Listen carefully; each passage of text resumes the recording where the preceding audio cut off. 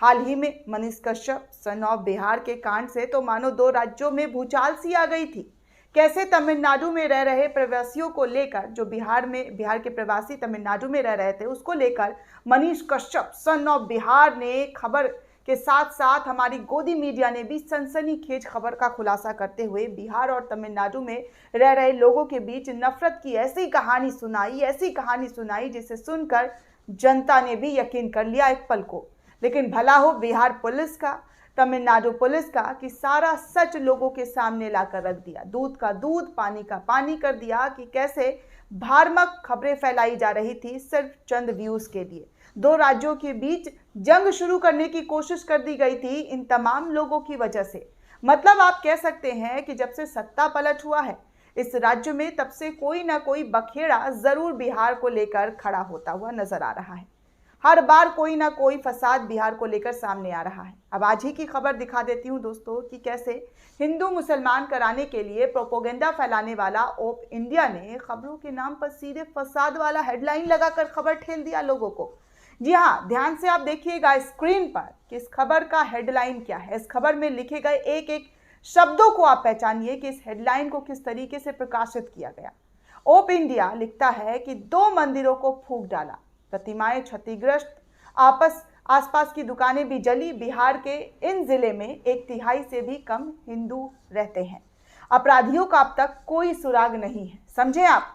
Headline देखकर क्या लगा आपको? इस हेडलाइन से यही लगा ना कि जरूर मंदिर पर हमला किया गया होगा, आग लगा दी गई होगी। पहली नजर में तो यही लगेगा कि किसी ने मंदिर पर हमला किया, आग लगा दिया। खबर देखकर तो ऐसा ही लोगों को प्रतीत हुआ होगा। पहले बड़ी आसानी से इस खबर को लोगों तक ठेल दिया गया कि कैसे मंदिर पर हमला हुआ, क्षतिग्रस्त कर दी गई मूर्ति।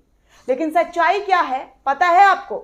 सच्चाई ये है कि खुद बिहार में जिस जगह ये घटना हुई, यानी बिहार के किशनगंज में, वहां की किशनगंज की पुलिस ने इस खबरों को फेक बताया और कहा कि ऐसी वाहियात और घटिया खबरों पर स्टेटमेंट जारी करते हुए पूरी बातें लोगों के सामने रखी।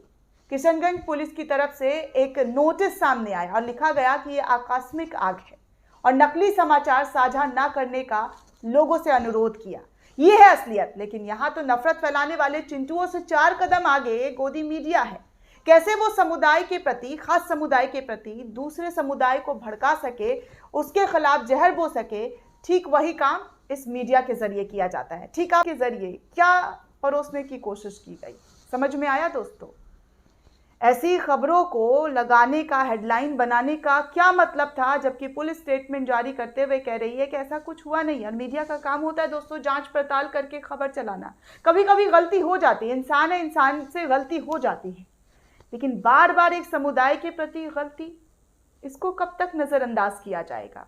वो तो धन्य हो फैक्ट चेक जुबैर का कि ओप इंडिया का जो ये काली करतूत है वो लोगों के सामने लाकर रखा कि पहले कैसे भड़काऊ हेडलाइन लगाया गया, उसके बाद चुपके से चोर दरवाजे से इस हेडलाइन को चेंज कर दिया गया। जुबैर ने इस खबर की जानकारी खुद साझा करते हुए लिखी कि कैसे ओप इंडिया जो है प्रोपोगेंडा चलाता है, हमेशा से चलाता हुआ नजर आया। ऐसा पहली बार नहीं हुआ है दोस्तों कि ओप इंडिया इस तरीके की खबरें ना चलाता हो।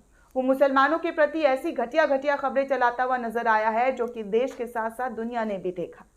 लेकिन अफसोस की बात, ऐसी मीडियाओं को तवज्जो दिया जाता है, ऐसी मीडियाओं का बोलबाला है और खुद को कहते हैं कि हम ईमानदारी से खबर चलाते हैं, ईमानदारी से पत्रकारिता करते हैं। लेकिन ईमानदारी खाक है कि मंदिर में आग लग गया तो किसी दूसरे समुदाय के प्रति नफरत फैलाने के लिए इन लोगों का जाल जो है, नफरती जाल, वो लोगों तक खेलने की कोशिश की गई, लोगों को बताने की कोशिश की गई।